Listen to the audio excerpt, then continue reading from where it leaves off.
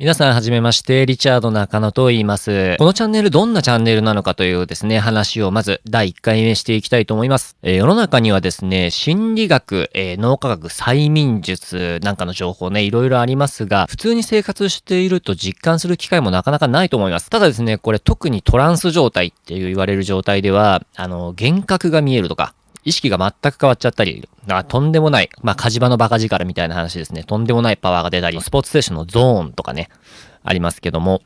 あとは精神状態が劇的に変わる。例えば癒されたりとか、活力が出る、嫌いだった自分を好きになる、などといったですね、かなり特殊な体験っていうのをできることがあります。で、このチャンネルではですね、僕が今まで体験したり、得てきた知識から皆さんにとって面白いと思ってもらえるような話ですとか、役に立ちそうな話っていうのをピックアップして伝えていきたいと思ってます。で、こういう知識って、異性を口説いたりとか、例えばセックスの最中だったりとかにも結構使える内容があったりするんですよ。しかも結構劇的に、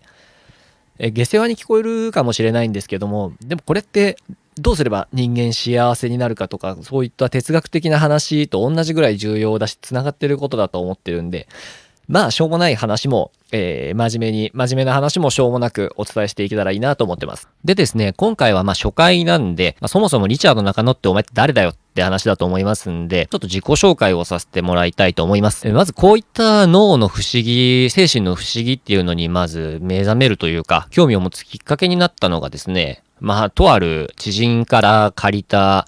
エロ催眠の CD なんですよ。いきなりもう入りがもうあれですけども、これですね、タイトルはサイコトリップエクスタシーっていうベガの必殺技みたいな名前の CD なんですけど、これですね、当時僕が15歳ぐらい、もう中学2年生か3年生だったんですけれども、内容的に趣旨としては、その今まで体験した一番気持ちいいセックスを今まさに追体験しているような暗示をかけるっていう CD だったんですよ。で、当時僕、女性経験なかったんで、その本編では何も起きなかったんですね。思い出すネタがないっていう状態でして。なんですけれども、その CD の1トラック目がですね、準備運動として、5円玉を紐で吊るして、それが言われた通りに右左に動いたりとか、ぐるぐる回るっていう、催眠術にかかる練習をするっていう内容だったんですね。で、この1トラック目の準備運動にはもうがっつりかかりまして、私。そこで結構衝撃を受けたんですね。催眠術ってテレビで見てやらせなのかなと思ってたけど、本当にあるんだと。これはかなり衝撃的でした。ちなみにこのサイコトリップエクスタシーですね、もう今、絶版になっちゃってて、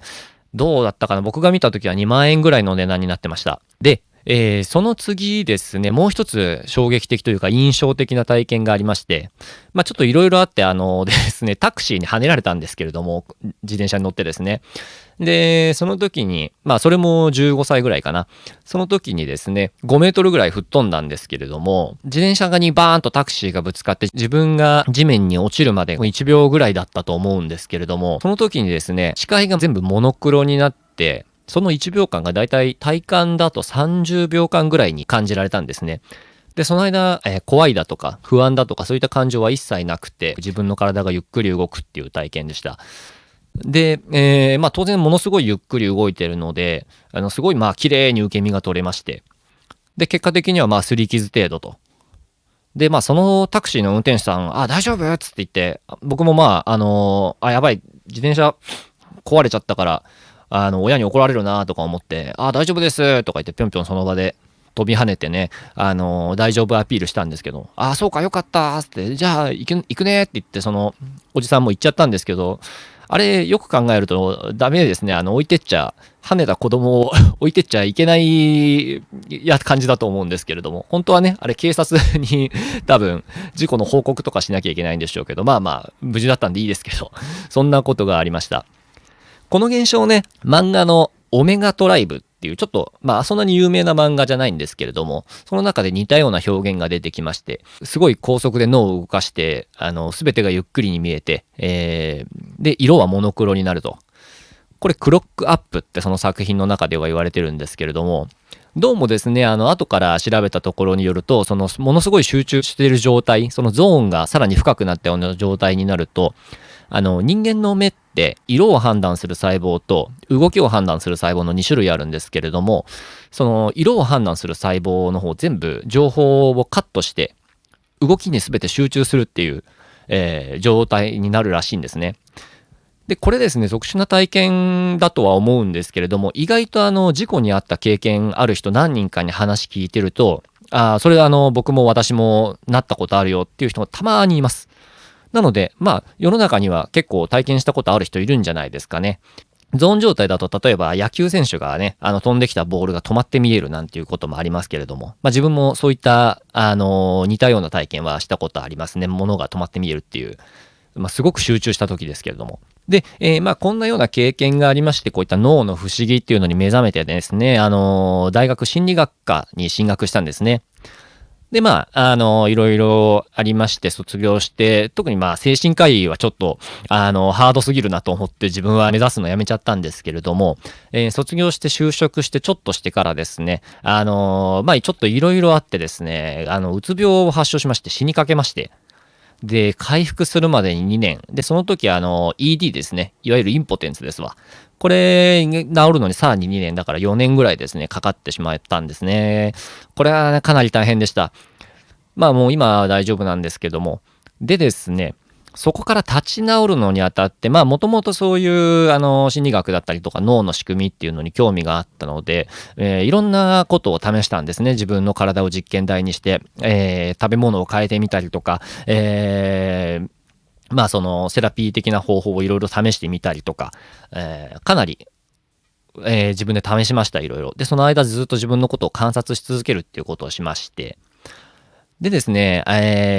の中には、劇的な現象が起きたりすることもあったんですね。で、そのことがあってから、さらにその脳や精神の不思議っていうことに、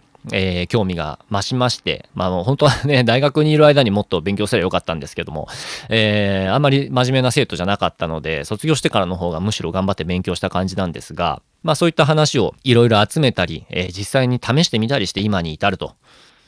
いうわけでございます。でですね、随時いろんな話、哲学的な話から下水下ネタまで、またはオカルトじみた話までいろいろとしていきたいと思うんですけれども、とりあえずですね、次回、今コロナも流行ってますんで、不安の解消ですとか集中力のアップに使える瞑想、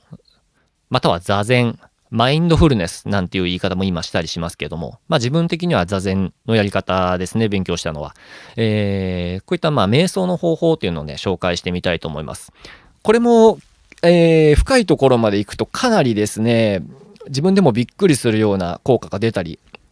する場合がありますので、楽しみにしていてください。というわけで、リチャード中野でした。よろしかったらチャンネル登録お願いします。それではまたお会いしましょう。バイバイ。